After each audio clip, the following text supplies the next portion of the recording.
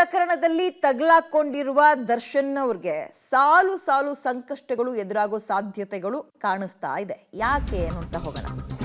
ದರ್ಶನ್ ವಿದೇಶಕ್ಕೆ ಹಾರೋದು ಬಹುತೇಕ ಡೌಟಾ? ಇವತ್ತು ಏನಾಗುತ್ತೆ ನೋಡ್ಬೇಕು. ಮೊದಲು ಇದೆಲ್ಲ ಮುಂದಿನ ದಿನದ ಮಾತುಕತೆ. ಇದು ರೇಣುಕಾಸ್ವಾಮಿ ಕೇಸ್ನಲ್ಲಿ ಜೈಲಿಗೆ ಹೋದ್ರೆ ಸಂಕಷ್ಟ. ವಿದೇಶಕ್ಕೆ ಹೋಗೋದಿಲ್ಲ, ಮನೆಗೆ ಹೋಗೋಕ್ಕಾಗಲ್ವಲ್ಲ ಜೈಲಿಗೆ ಹೋದ್ರೆ.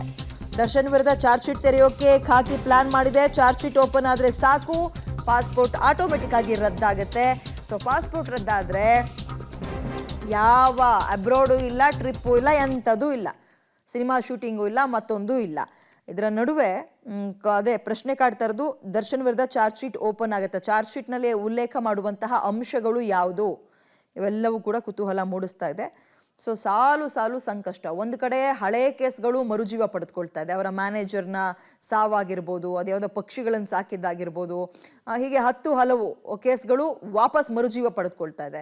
ಇದರ ಬೆನ್ನಲ್ಲೇ ಈ ಕೇಸ್ನ ತನಿಖೆ ಮಾಡ್ತಾ ಇರುವಂತಹ ಪೊಲೀಸರು ದಿನಕ್ಕೊಂದು ಹೊಸ ಹೊಸ ಸಾಕ್ಷ್ಯಗಳನ್ನು ಎಲ್ಲ ಆ್ಯಂಗಲ್ನಲ್ಲೂ ಕೂಡ ತನಿಖೆ ಮಾಡ್ತಾ ಇದ್ದಾರೆ.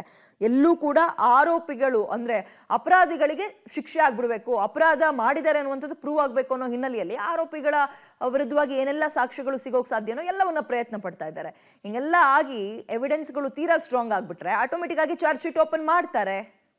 ರೇಣುಕಾ ಕೇಸ್ನಲ್ಲಿ ದರ್ಶನ್ ಜೈಲು ಪಾಲಾಗ್ಬಿಟ್ರೆ ಸಂಕಷ್ಟ ಗ್ಯಾರಂಟಿ, ಸಂಕಷ್ಟ ಫಿಕ್ಸು. ಚಾರ್ಜ್ ಶೀಟ್ ಸಿದ್ಧಪಡಿಸಿ ಕೋರ್ಟ್ಗೆ ಸಲ್ಲಿಸೋಕೆ ಖಾಕಿ ಪ್ಲಾನ್ ಮಾಡ್ತಾ ಇದೆಯಂತೆ.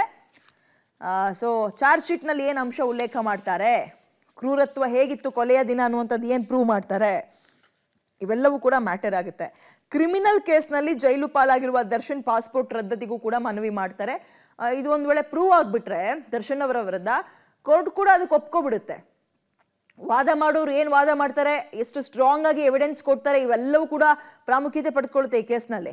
ಸಂಬಂಧಪಟ್ಟ ಇಲಾಖೆಗೆ ಪೊಲೀಸರು ಮನವಿ ಸಲ್ಲಿಸ್ತಾರೆ. ಪಾಸ್ಪೋರ್ಟ್ ವೀಸಾಗೆ ಬ್ರೇಕ್ ಬಿತ್ತು ಅಂದರೆ ಅಲ್ಲಿಂದ ಮತ್ತಿನ್ನೊಂದು ರೀತಿಯ ಸಂಕಷ್ಟ. ಬರೀ ಸಂಕಷ್ಟ ಅಲ್ಲ, ಮುಜುಗರ. ಇದು ತೀವ್ರ ಮುಜುಗರ. ಇದು ಕೇಸ್ ಕ್ಲಿಯರ್ ಆಗೋ ತನಕ ದರ್ಶನ್ ಯಾವ ದೇಶಕ್ಕೂ ಹೋಗಂಗಿಲ್ಲ. ಮೈಸೂರು ತೋಟ, ಇನ್ ಕೇಸ್ ಏನಾದರೂ ಮಧ್ಯದಲ್ಲಿ ಜಾಮೀನು ಸಿಕ್ಕರೆ ಜೈಲು ಬಿಟ್ಟು ತೋಟದ ಮನೆ ಬೆಂಗಳೂರು ಇಷ್ಟರಲ್ಲೇ ಕಾಲ ಕಳಿಬೇಕಾಗತ್ತೆ. ಹೆಚ್ಚಿನ ಡೀಟೇಲ್ಸ್ ನಮ್ಮ ಪ್ರತಿನಿಧಿ ನಾಗೇಶ್ ನೀಡ್ತಾರೆ. ನಾಗೇಶ್, ಎಲ್ಲವೂ ಕೂಡ ಪೊಲೀಸರು ಕಲೆ ಹಾಕಿರುವಂತಹ ಸಾಕ್ಷಿಗಳು ಹೇಗಿದೆ ಮತ್ತು ದರ್ಶನ್ ವಿರುದ್ಧವಾಗಿ ಅಥವಾ ಈ ಕೇಸ್ಗೆ ಸಂಬಂಧಪಟ್ಟಂತೆ ರೇಣುಕಾಸ್ವಾಮಿಯ ಪರವಾಗಿ ವಾದ ಮಾಡ್ತಾ ಇರುವಂತಹ ಲಾಯರ್ ಏನು ಹೇಳ್ತಾರೆ, ಅಡ್ವೊಕೇಟ್ ಏನು ಹೇಳ್ತಾರೆ, ಇದ್ರ ಮೇಲೆ ದರ್ಶನ್ನ ಮುಂದಿನ ಭವಿಷ್ಯ ನಿಂತಿದ್ಯಾ ಅಂತ, ಚಾರ್ಜ್ ಶೀಟ್ನಲ್ಲಿ ಉಲ್ಲೇಖ ಆಗುವ ಅಂಶಗಳು ಇದೆಲ್ಲದ್ರ ಮೇಲೆ ದರ್ಶನ್ ಅವರ ಮುಂದಿನ ಫ್ಯೂಚರ್ ನಿಂತಿದ್ಯಾ ಅಂತ?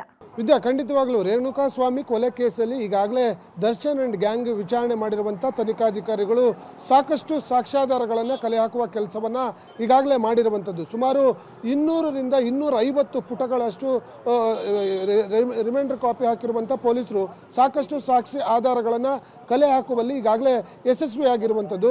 ಅದರಲ್ಲೂ ಕೂಡ ಬಹಳ ಪ್ರಮುಖವಾಗಿ ಕೊಲೆ ನಡೆದಂಥ ಜಾಗ ಏನಿತ್ತು, ಶೆಡ್ನಲ್ಲಿ ಕಲೆ ಹಾಕಿರುವಂಥ ಸಾಕ್ಷ್ಯಾಧಾರಗಳ ಜೊತೆಗೆ ಸಾಮ್ಯತೆ ಮಾಡಲಿಕ್ಕೆ ನಿನ್ನೆ ಆರೋಪಿಗಳಿಗೆ DNA ಟೆಸ್ಟ್ ಕೂಡ ಮಾಡಿರುವಂಥದ್ದು. DNA ಟೆಸ್ಟ್ ಮಾಡಿಸಿರುವಂಥ ಉದ್ದೇಶ ಏನಂದರೆ ಆರೋಪಿಗಳು ಶೆಡ್ನಲ್ಲಿ ಸಿಕ್ಕಿರುವಂಥ ಸಾಕ್ಷ್ಯಾಧಾರಗಳೇನಿದ್ದಾವೆ ಅವುಗಳನ್ನು ಕಲೆ ಹಾಕಿಕೊಳ್ಳಿಕ್ಕೆ ಬಂಧಿತ ಆರೋಪಿಗಳ ಕೂದಲಿನ ಸಾಕ್ಷ್ಯ ಮತ್ತು ರಕ್ತದ ಶಾಂಪಲ್ಗಳನ್ನು ತೆಗೆದುಕೊಂಡಿರುವಂಥ ಪೊಲೀಸರು ಅಲ್ಲಿ ಸಾಮ್ಯತೆಯನ್ನು ಮಾಡ್ತಾರೆ.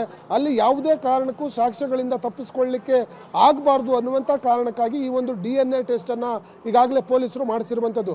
ಅದರ ಜೊತೆಗೆ ಈಗಾಗಲೇ ನಿನ್ನೆಗೆ ಮಾಹಿತಿ ಪ್ರಕಾರ 120ಕ್ಕೂ ಅಧಿಕ ಸಾಕ್ಷ್ಯಗಳನ್ನು ಈ ಕೊಲೆ ಪ್ರಕರಣದಲ್ಲಿ ಕಲೆ ಹಾಕಿದ್ದಾರೆ ಅನ್ನುವಂಥ ಮಾಹಿತಿ ಕೂಡ ಇರುವಂಥದ್ದು. ಹಾಗಾಗಿ ಈ ಕೊಲೆ ಪ್ರಕರಣದಿಂದ ದರ್ಶನ್ ಅಂಡ್ ಗ್ಯಾಂಗ್ ಯಾವುದೇ ಕಾರಣಕ್ಕೂ ತಪ್ಪಿಸ್ಕೊಳ್ಬಾರ್ದು ಅನ್ನುವಂಥ ಕಾರಣಕ್ಕಾಗಿ ಪೊಲೀಸರು ಸುಮಾರು 11 ದಿನಗಳ ಕಾಲ ಕಸ್ಟಡಿಗೆ ಪಡೆದು ಆರೋಪಿಗಳನ್ನು ನಿರಂತರವಾಗಿ ತನಿಖೆ ಮಾಡಿ ಸಾಕ್ಷ್ಯಾಧಾರಗಳನ್ನು ಕಲೆ ಹಾಕಿರುವಂಥದ್ದು.